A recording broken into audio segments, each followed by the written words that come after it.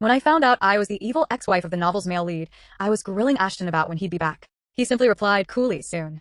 I stared blankly at the scrolling comments on my screen. Oh my god, the female side character is such a control freak. How can the male lead stand her? He wouldn't have married her if she hadn't blackmailed him with that favor. Exactly. He'll realize he repaid the wrong person soon, then it's a full-blown chase for the wife. Haha, let the female side character keep messing up. She'll end up on the streets after the divorce. I looked down, slowly typing. It's fine. No rush. It's okay if you don't come back. Ashton didn't reply again. I took his silence as agreement and turned off the living room lights. Back in the bedroom, I prepared for sleep. I used to be so accustomed to Ashton's presence that I couldn't sleep without him. So every night, I'd wait for him to come home, then snuggle up with him. Even when he traveled for work, I insisted he return within 3 days. Otherwise, I demand to go with him. My reputation for being jealous was well known, but those scrolling comments had just dropped some vital information. First, Ashton was the male lead, and he would eventually divorce me, the evil ex-wife. Second, our family would go bankrupt, and I'd end up on the streets. If those comments were true, it was terrifying. I'd lived a privileged life for 26 years. Poverty was absolutely out of the question. But our family business had always been stable. What could possibly cause its downfall? I couldn't wrap my head around it. Lost in thought, I drifted off to sleep. In a haze, I heard faint rustling sounds. A warm chest pressed against my back. The dinner was important, so I couldn't leave early. I bought your favorite green bean cake. Don't be mad, okay? Having just fallen asleep only to be disturbed, I mumbled a few and sank back into slumber. The person behind me suddenly fell silent. Then, a finger gently pried open my eyelid. He made sure I was truly asleep. The man behind me quietly teared up. Didn't you say you could only sleep well with me beside you? The next day, I slowly woke up. Ashton was already dressed and ready to leave. Perhaps the appearance of those comments had scared me so much it cured my insomnia. I didn't even know when he'd come home last night. Ashton was fastening his tie in front of the mirror. He stood tall, his face as serene as jade, but his expression was as cool as ever. I used to think he was just cold on the outside but warm on the inside. Now, it seemed he was probably just cold towards me. Breakfast is ready. Remember to eat it while it's hot. Normally, if Ashton hadn't come home early as LD demanded, I would have given him the cold shoulder and thrown a fit. But this time, my attitude was unusually pleasant. Got it. Be careful on your way out and stay safe. Ashton's body stiffened. He said, I'm going on a business trip. My flight is tonight. He turned, staring at me, and added, about a week. I was a bit bewildered. What was that sudden outburst about? My attitude was perfectly nice just now. At that moment, the comments reappeared. The female side character's passive aggressiveness successfully annoyed the male lead. LOL. I felt a pang of reluctance. But thinking of those comments, I forced a smile. It's okay, business trips are normal. Have you packed your things? If not, I can help you. Ashton's face completely darkened. He said coldly, no need. It's all packed. With that, he pulled a small suitcase from the bedroom doorway. As he was about to leave, Ashton turned back, glancing behind him. I asked thoughtfully, did you forget something? Ashton ignored me and left. I was a bit bewildered. What was that sudden outburst about? My attitude was perfectly nice just now. At that moment, the comments reappeared. The female side character's passive aggressiveness successfully annoyed the male lead. LOL. Hope their relationship breaks up quickly. I really don't want to see the male lead's romance with her. When will our female lead make her appearance? I blinked. So, my politeness was interpreted as passive aggressiveness by both the comments and Ashton? After breakfast, I was still bothered by the thought of bankruptcy. So, for the first time in ages, I went to the company. I actually had shares in the company and was officially listed as a manager. But since I wasn't really interested in real estate, I'd only shown up a few times and never returned. I swiped my card and went straight to the CEO's office. My brother, Julian, was engrossed in his work at his desk. Upon seeing me, he seemed surprised. Well, a rare visitor. What brings Manager Sterling to the office for an inspection? I rolled my eyes. Can't I just drop by when I'm bored? My brother pushed up his slipping glasses. What's up? Arguing with Ashton? No. Our relationship. Thinking of the comments, I sheepishly added the latter half of the sentence, is just fine. Oh, by the way, bro, how's the company doing lately? I still couldn't resist asking. My brother shrugged. Thriving under my leadership. Don't worry, your year-end bonus won't be small, so stop fretting. I genuinely knew nothing about the company. I couldn't just magically reverse things like in a TV show, even with foreknowledge of the future. So I could only subtly hint. Then, be careful when developing projects or negotiating partnerships. Always prioritize stability. Wealth comes from stability, understand? My brother, annoyed by my chatter, promptly kicked me out. If you have nothing to do, just wander around the company. Don't bother me while I'm working. I slinked out of the CEO's office. As I was heading to a spa appointment, I ran into a girl who was completely drenched. She was dressed in standard office attire, a white blouse and a black skirt. But because her blouse was soaked, it clung to her, revealing her undergarments and making her look quite disheveled. I frowned. It was a perfectly sunny day outside. Her being drenched like this clearly meant someone had thrown water on her. What era was this? Workplace bullying was still happening. And in our company, no less. No wonder we'd go bankrupt later. Maybe this was the catalyst. Thinking of this, I immediately took off my coat and draped it over her. Are you okay? You should change your clothes, you might catch a cold. The girl looked startled and quickly shook her head. I'm fine. I'll just go to the restroom and dry off with paper towels, then put my jacket back on at my desk. I disagreed. No way, wearing wet clothes is so uncomfortable. I suddenly remembered the company had always provided me with an office. There should be some of my clothes in the resting area. I have spare clothes. Come with me. I took the girl's wrist and led her to my office. Luckily, we were about the same size. After changing and blow-drying her hair, the girl quietly thanked me. I reminded her. The company has a zero-tolerance policy for workplace bullying. You can report it to HR and they'll handle it. I didn't plan to directly intervene. After all, standing up for oneself was important. Just as I was about to leave, someone tugged at my coat. Alara, do you still remember me? The girl's eyes were gentle, yet her gaze was resolute, holding a sharp edge of defiance. The face before me gradually merged with the one from my memory. Amelia? I asked, a little surprised. You've changed so much, I barely recognized you. Amelia had always been quiet and unnoticeable in high school. I remembered her for two reasons. We were in the same class, and her name was unusual, evoking the strength of steel. The other reason was that she consistently ranked first in our grade. Even Ashton couldn't surpass her. Amelia's lips curved into a smile. You're still the same, but your aura is even stronger. I didn't even dare to approach you. Thank you for helping me today. The comments flashed onto the screen at just the right moment. Wow, wow, wow, our female lead is here. What's going on? The female lead and side character met early. The female side character is so annoying. Why meddle? Amelia was clearly collecting evidence of being bullied and was about to report it and resign. Exactly. Amelia reported it to no avail, then resigned and went to work at the male lead's company. Then the male lead heard about her experience and stood up for her. What a satisfying plot. Yeah, and the female side character could have solved it with one sentence, yet she fakely advised Amelia to report it. I think the person above is being a bit much. Even though the female side character is annoying, she really did help the female lead this time. A gentleman judges by actions, not intentions. And help is help. Why complain about not helping all the way? This tells us not to casually help others, because you never know when you'll be morally blackmailed. The comments were in a furious debate. I felt a sudden realization. Indeed, strong protagonists, a long-awaited reunion. A broken mirror mended. Amelia and Ashton fit the bill perfectly. So this was the female lead the comments were talking about. Amelia tucked a stray strand of hair behind her ear. It's almost quitting time. To express my gratitude, let me treat you to dinner. I quickly waved my hand. It was nothing, really no need. No, I insist. It's important to show gratitude. Please give me a chance to thank you. In the end, Amelia and I had dinner together. We also exchanged contact information. Amelia said she'd lost her old phone, so she had a new social media account. When I got home, she kept messaging me, asking if I'd arrived, and reminding me to get some rest. After our chat, I collapsed onto my bed, letting out a long sigh. Was the cool, distant top student from my memory actually a chatterbox? I was truly helpless against someone so naturally outgoing. I felt like all my energy had been drained. Ashton was away on a business trip for almost a week. In the past, I would have bombarded him with calls and texts, satisfied only when he answered and replied instantly. But this time, I decided not to bother him like before. After all, I couldn't let my relationship with Ashton get too strained. If our family really did face bankruptcy, maybe he would extend a helping hand, considering I'd been well-behaved lately. Actually, I wasn't always so dependent on Ashton. Ashton first came into our lives during our freshman year of high school. His father, our family's driver, had lost the use of a leg saving my dad. My dad arranged for the best doctors to treat Ashton's father and promised he wouldn't have to work again, his salary paid as usual. He even brought Ashton to live with us, sending him to the same prestigious school as me, ensuring he received the best education. Initially, I was indifferent. After all, he was just a driver's son. How would he affect me? Growing up, I was always the most pampered in our family. But after Ashton arrived, my dad's attention shifted to him. Because of Ashton's excellent grades, my dad often told me to learn from him. Over time, I started to resent him. I'd find ways to tease and order him around. But Ashton would just silently endure it, never complaining. The turning point happened during the summer of our sophomore year. I went shopping and made Ashton carry my bags. On the way back, we were kidnapped. It was my first time experiencing anything like that.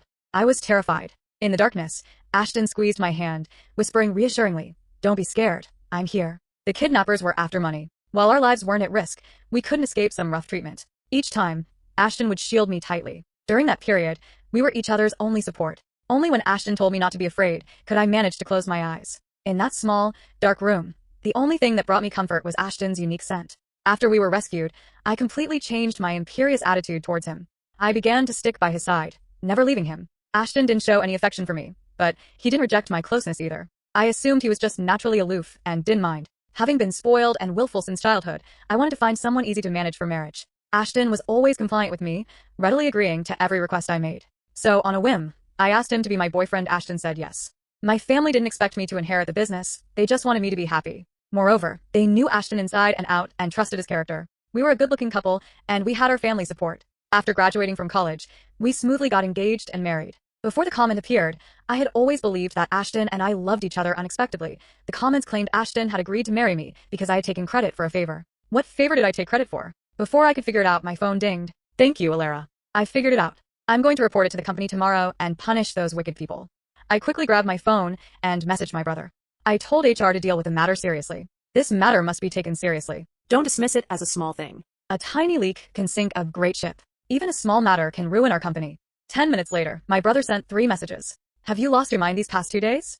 Also, if your English isn't good, don't misuse idioms. It's a tiny leak can sink a great ship. I was initially uneasy about Ashton's absence, but Amelia was incredibly clingy. She'd message me whenever she had free time. Weekdays were fine, but on weekends, she'd constantly share abstract videos. I'd laugh hysterically, completely forgetting about Ashton. It wasn't until Ashton returned home, bringing with him the chill of the outside, that I remembered. Today was apparently the day his business trip ended. I hadn't forgotten my plan to improve my relationship with Ashton. I quickly expressed my concern. You're back? Was the business trip tiring? Go take a hot shower and rest. Ashton rubbed his temples. Sorry, I've been so busy these past few days, I forgot to bring you a gift. Previously, I had demanded he bring me a gift from every business trip, calling it a surprise. Now, of course, I wouldn't make such demands. It's okay. You are my most important gift. After saying it, I almost gagged myself. Ashton probably felt disgusted by me too. He turned and went into the bathroom. After turning off the lights, Ashton, uncharacteristically, spooned me. I couldn't resist the temptation, and we got intimate. Just as things were getting heated, my phone suddenly chimed a few times. I quickly grabbed it. It was Amelia, of course. She knew I usually went to bed at 10:30 p.m., so she wouldn't message me after that. But before 10:30, if I didn't reply to her within 5 minutes, she'd dramatically lament whether I'd found another dog friend. I was searching for the perfect emoji to reply when Ashton murmured by my ear, "Whose message is so important?" I felt both troubled and sweet. A new friend I met recently. She's very clingy. Ashton paused, then asked, "He is very clingy?" I was oblivious. "Yeah, I'll introduce you two sometime." Ashton let out a cold laugh. "Would it be appropriate for us to meet?" That's when it hit me. They were the male and female leads, destined for a reunion. If I interfered, the comments would accuse me of meddling. No, probably not. I nodded. Ashton's face suddenly drained color. He rolled over onto his side of the bed. I was a bit confused. What's wrong? Nothing, just low blood sugar. I'll be fine after a bit of rest. I thoughtfully turned off the light. Then, let's get some rest. Ashton covered his eyes with his hand, muttering. You clearly said you don't like clingy people. I was too busy trading emojis with Amelia to hear him. The next evening, Ashton attended a dinner party. It was well known that he never had female companions by his side, and his phone was never on silent, because I would conduct surprise checks. But tonight, Ashton's phone remained completely silent. Someone observant noticed and quipped, "Mr. West and his wife had a fight? He's not even checking in anymore." If I were Mrs. West, I'd check in too. Mr. West is so handsome, after all. Hearing that, everyone chuckled knowingly. After all, Ashton had started his business with the Sterling family's initial capital. Many people behind his back called him a kept man or a henpecked husband. A busybody said, "Since Mrs. West isn't checking in, how about we go have some fun later?" Exactly, Mr. West never joins us for after-dinner activities. As they chatted, a CEO's phone rang. He glanced at the caller ID, pulled a long face, and answered. "Got it, almost done. I'll be back soon. Don't bother me. Hang up." After hanging up, he complained, "All day long with these check-ins. Never anything important. You guys go have fun, I have to head back." Everyone understood. The same person then asked, "Mr. West, what's your plan?" Just then, Ashton's alarm went off. He picked up his phone, his expression unchanged. "Almost done. Yes, I'm heading home now. Got it. I'll bring you your favorite green bean cake." After putting down his phone, Ashton managed a helpless smile. "I probably can't go. See? She's rushing me home again." The others were already used to it and didn't try to stop him. Ashton had his driver make a detour. He went to the shop in the west of the city and bought freshly baked green bean cakes. However, only an empty, dark house awaited him. Meanwhile, I was at Amelia's place. After learning Ashton was at a dinner party, Amelia enthusiastically invited me over for dinner, saying she'd show off her cooking skills. Amelia was very good at making a home. Although it was a rented apartment, she had decorated it to feel very lived in and cozy. Her cooking was absolutely superb, especially her sweet and sour pork, which was so delicious I almost swallowed my tongue. Amelia watched me, smiling. "Eat slowly, no one's going to snatch it from you." After dinner, we played Switch. We got so caught up that we lost track of time. It wasn't until Ashton called me that I realized it was already 10:30 p.m. I answered the phone and Ashton asked, "Are you coming home tonight?" I couldn't tell if it was my imagination, but I detected a hint of resentment in his voice. It was as if he were the husband left alone, and I was the unfaithful wife out having a wild night with some little vixen. Amelia mouthed, "Sleep over at my place. We can go to the amusement park tomorrow." I was tempted. "No, I guess not. My friend and I are planning to go to the amusement park." Ashton's voice dropped a tone. "Is it that friend you mentioned last time?" "Yes," I said. Fearing he might misunderstand, I decided to let them meet early. You know her, she was our classmate in high school. Amelia, do you remember her? Ashton pondered for a few seconds. Was she the top student in our grade back then? Exactly, that's her. Ashton sighed with relief, his voice becoming lighter. I have some impression of her. You two go have fun. I'm not busy tomorrow. I can pick you up after you're done playing. After hanging up, I explained to Amelia. I kept forgetting to tell you, my husband is Ashton. We never talked about our romantic lives before, so I didn't mention him. Do you still remember him? Amelia shrugged. I know. You two sent me an invitation when you got married. But I had something going on with my family then, so I couldn't make it. The long absent comments reappeared. How can the female side character be so scheming? She deliberately became good friends with Amelia, then revealed Ashton was her husband. Out of decency, Amelia wow'd definitely not steal the male lead from her. Exactly, and she deliberately made HR seriously deal with the workplace bullying, so Amelia had no reason to resign, which would prevent her from meeting the male lead. Poor Amelia, her sincere heart being exploited. The male lead just said he'd pick them up after they're done tomorrow. Just watch, the female side character will absolutely prevent them from meeting. Right, Amelia is so excellent. Ashton will instantly know who's the real gem compared to the fake one. Just then, Amelia brought up what happened recently. The colleagues who bullied me were all fired from the company. Thanks to you, this matter was resolved so quickly. I smiled sheepishly. My brother told me you provided a lot of evidence of the workplace bullying. Those people couldn't deny it and had to accept the punishment. Even without me, you would have handled it perfectly. Amelia hugged my arm, resting her head on my shoulder playfully. No, without you, I might have chosen to go all out, report them, and just resign. Actually, I really didn't want to leave Sterling Corporation. The environment and benefits are great here, except for a few idiot colleagues. I burst out laughing at her words. After the amusement park, we went to a nearby mall for afternoon tea. After much internal debate, I decided to let Ashton pick us up. If it was true, as the comment said, that I had taken credit for a favor, leading Ashton to misplace his gratitude, then they should reunite and clear up the misunderstanding. Ashton parked the car by the roadside and walked towards us. I subtly observed for any sparks flying between them. The comments began to excitedly scroll. Our male and female leads are finally meeting. They look so good together, a perfect match.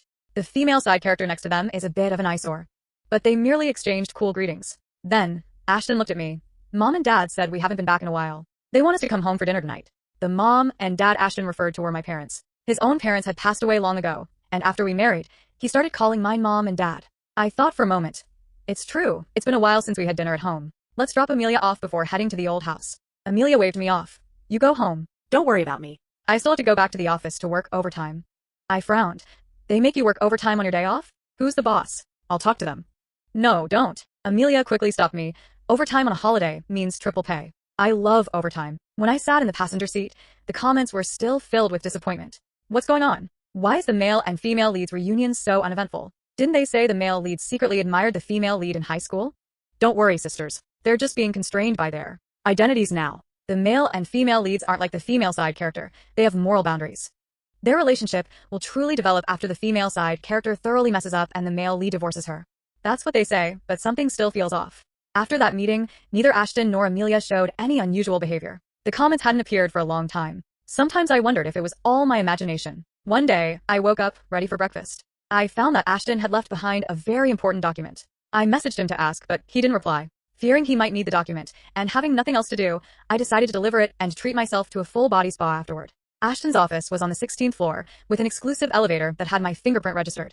I went straight to his office after entering the building. Just as I was about to knock, I heard his impatient voice. What is it? Say it quickly, I have something else to do. Soon. I was wondering who Ashton was talking to when the comments provided the answer. Here it comes, my favorite plot. The female side character's stolen favor is exposed by the female lead, giving her a huge slap in the face. The male lead will definitely divorce her after finding out the truth. Even though I don't know why the face-slapping scene came early, I'm still so happy. The female side character is finally going offline. I want to see some sweet romance. Amelia's voice came through. You married Alara to repay her for saving you back then, didn't you? Actually, in our senior year, when you were surrounded by thugs and bleeding unconscious, I called the police and scared them away. After the thugs left, I went to find someone to help you. By the time I got back, you were already gone. Then I heard you were severely injured and unconscious, and Alara saved you and took you to the hospital. So, the comments saying I'd taken credit for a favor were referring to this. In our senior year, Ashton had somehow offended someone and was ambushed by thugs beaten severely. When I arrived, he was already unconscious, so I quickly called an ambulance. The doctor said if he had been brought in any later, his life might have been in danger. When he woke up, Ashton asked if I had saved him. I simply said, you saved me once during the kidnapping, now I'm returning the favor. But how was I to know that Amelia had been there before me, scaring away those thugs? What kind of taking credit was this? Wouldn't taking credit imply knowing the situation and intentionally hiding it? But I had no idea. My heart was heavy. Silence fell in the office. Ashton asked, what do you want? Amelia smiled. I know you're someone who repays kindness, so I want you two to get a divorce. You're not good enough for Alara. My mouth hung open in surprise. Wait. Why was the plot developing like this? This was completely different from what the comments had told me. Amelia continued. Isn't your relationship with Alara just because the Sterling family can provide a boost to your career? Alara is such a pure person. You don't deserve her kindness towards you. Ashton rubbed his temples. You might have misunderstood something. I won't divorce Alara. Amelia frowned. Why? Ashton said, without hesitation. Because I love her. No matter what you've misunderstood about me, I won't get a divorce. Also, I'll investigate what happened that year. If you truly saved me, then consider it a favor I owe you. Other than divorcing Alara, I can agree to any other condition. Amelia didn't believe him at all and snorted coldly. Fine, then give me your company. Ashton thought for a moment. Okay, if you really want it, once I've investigated thoroughly, we'll do the equity transfer. Amelia was so choked she couldn't speak. You just wait. I'll expose your true colors to Alara. Fearing they would discover me, I left and went downstairs. As soon as I walked out of the company building, Amelia's call came in. Alara, are you free now? I'd like to treat you to dinner and tell you something.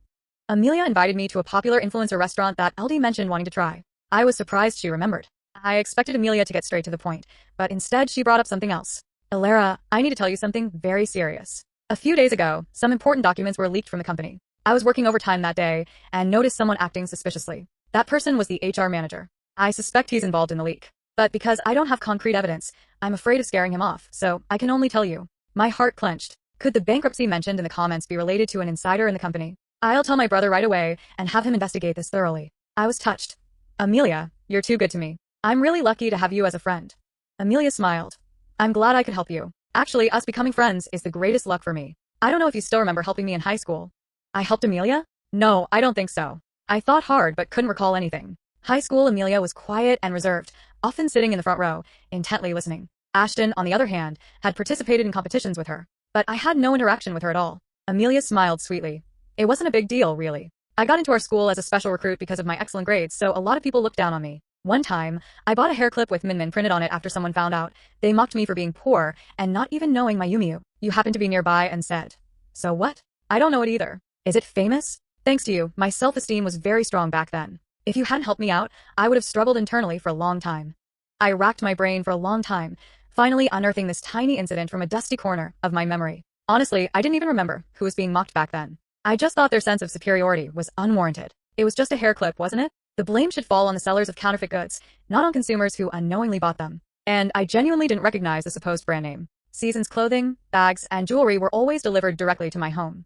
I couldn't be bothered to distinguish their brands. Amelia seemed lost in sweet memories. And that time when I had period cramps, the gym teacher said I was faking it and insisted I go to the restroom and check. You impatiently said, Teacher, just because you're past menopause doesn't mean you can forbid others from having their period. When Lucas said he had hemorrhoids, why didn't you make him drop his pants and check? This incident, I truly had no recollection of. However, I detested our high school gym teacher. Despite being a woman, she was always pleasant towards the boys, granting them leave for any flimsy excuse. But with girls, she'd nitpick every reason for absence. If it weren't for her reaching retirement age, I would have had the school fire her long ago. It's normal that you don't remember. These things were just small matters to you, but they've always warmed my heart. I was really happy to see you at the company that day. It took me a long time to gather the courage to talk to you. Amelia squeezed my hand. So, I truly wish you well. Alara, divorce Ashton. He's only with you for the money. I calmly said, oh. The comments were scrolling frantically.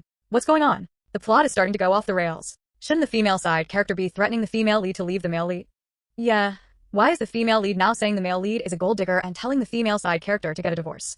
Is it just me, or do I want to secretly ship them? P.S. Friendship only. I have a feeling the female lead's next line is, leave him and be with me. The female side character is so cunning, she's got both the male and female leads wrapped around her finger.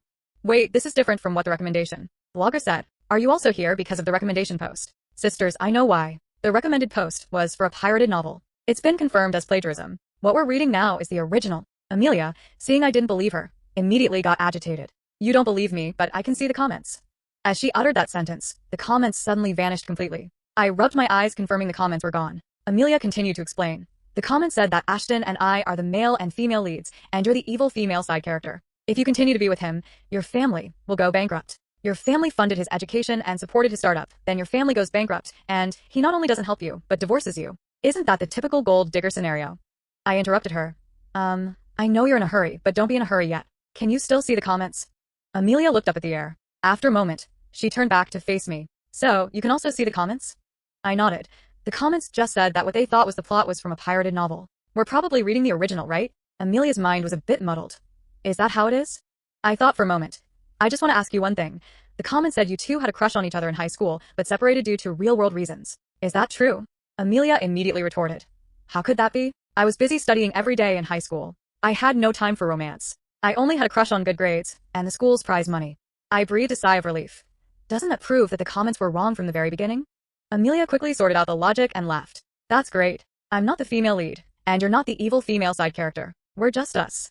The truth quickly came to light. The HR manager was not only bribed by a rival company to leak confidential documents, but he also embezzled public funds and evaded taxes. Once the matter was investigated, he was promptly sent to prison. And I, in turn, reverted to my usual clingy self with Ashton. Occasionally, I still felt a little worried. Won't you get annoyed with me constantly bothering you every day?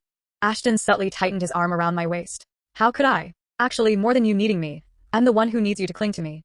Epilogue, Ashton's perspective. When I was very young, I had a happy childhood. My father drove trucks then. My mother was a stay-at-home mom who took care of me. Although we weren't wealthy, our life was full of joy. Later, my father became a driver for the Sterling family. He saw a wider world, earned more money, and came home less and less. My mother cried and told me he had another woman. I wish my father couldn't drive anymore. That way he wouldn't leave, and he could focus on our home. Unexpectedly, my wish came true. There was an accident that day. My father, saving his employer, suffered a severe leg injury. Although he received the best treatment, he still ended up with a limp. The woman my father was seeing, fearing she'd be tied down forever after he was injured, immediately left him for another man. My mother tirelessly nursed him in the hospital. Mr. Sterling was a grateful man. To repay my father's kindness, he gave a large sum of compensation and promised to pay his salary for life, even though he couldn't work anymore. He even brought me to live with his Sterling family, so I could attend a prestigious school and receive the best education alongside his daughter. That was the first time I saw Alara. She was dignified, proud, and beautiful. Having been woken up from her sleep, she seemed a little annoyed. When Mr. Sterling introduced me, she merely glanced at me coldly and said, "Oh." But I instinctively held my breath. So, this is what love at first sight feels like. I knew there was a world of difference between us. So, I suppressed those feelings deep inside. After his leg injury, my father didn't have to work, but his temper worsened. His most common phrase was, "If I hadn't sacrificed so much, would you have the good life you have today?"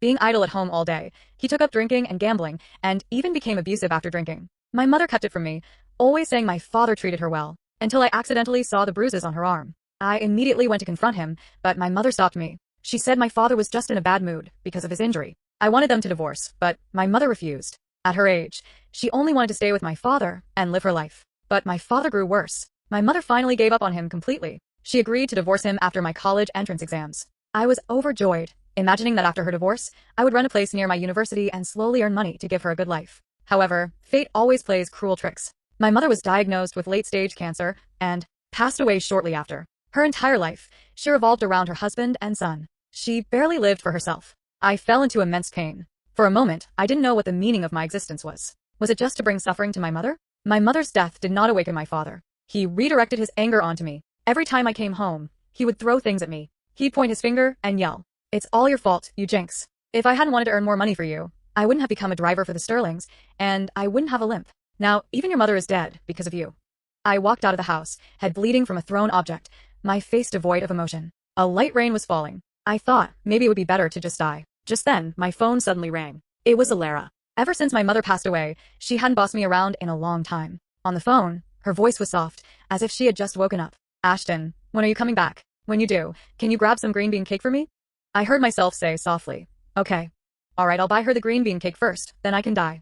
I went to the hospital and got some sleeping pills. Late at night, I curled up in bed. Finally, I made up my mind, ready to swallow all the sleeping pills. Just as I was about to put them in my mouth, there was a perfunctory knock on my door. Then the door opened, and Alara peeked in. Her tone was a bit awkward. "What are you doing?" She saw the pills in my hand. "What is that?" I paused, Candy. Hearing that, she immediately stopped being awkward and glared at me. "How could you? I'm starving, and you're hogging all the treats. Give me some."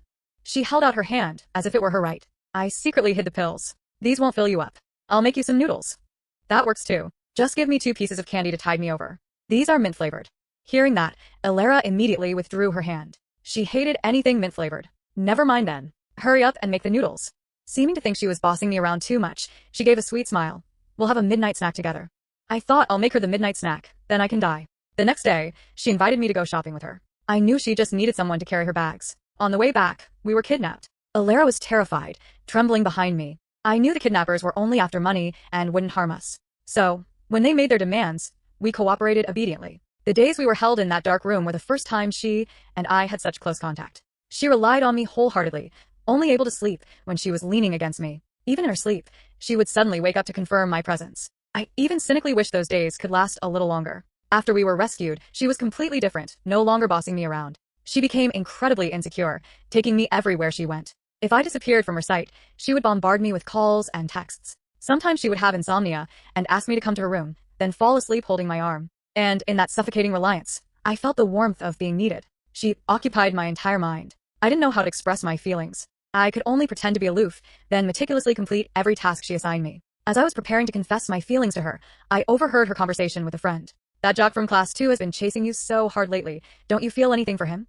Alara's tone was a bit dismissive. Ugh, he's too eager. I don't like guys who confess their feelings so overtly, who are all fiery and enthusiastic. It makes his affection feel cheap. Then what kind of guy do you like? Alara thought for a moment. Not too clingy, preferably a bit cold in personality, good grades, handsome. I can't think of anything else. My heart slowly turned cold. Yes, even though she clung to me, it was nothing more than a physiological reaction to emotional trauma. To her, I was just a sedative, a comforting presence. If I confessed my feelings directly, it would seem cheap to her. And then I might be kicked out of her world. In our senior year, my father became addicted to gambling. He lost all the compensation money. His salary wasn't enough for him to spend. So he told me to steal things from the Sterling family. Just steal 2 things they won't notice. I refused. He then found some thugs to corner me. When I opened my eyes again, I saw Alara sitting by the hospital bed. You're awake? My voice was hoarse. Did you save me? She nodded casually. I happened to be passing by and called an ambulance for you. Have you offended anyone recently? I shook my head. No, I can handle it. Alara thought for a moment. If you can't handle it, you can tell my dad. After all, your family did a favor for ours. Unfortunately, the one who wanted me dead was the one who had done a favor for the Sterling family. I completely cut off contact with that man. The next message I received was from the police, informing me that he had drunk too much and died at home. After high school graduation, Alara asked me which college I wanted to apply to. I asked her, what about you? I'll apply to a local one. I don't want to be too far from home. Then, she commanded me. I don't care. You're not allowed to be too far from me. At the very least, you have to stay in the same city as me. Of course, I would apply to the same school as her. What if some other dog who was easier to boss around appeared in the lady's life, and she forgot about me? I would never allow anyone to serve the lady better than me.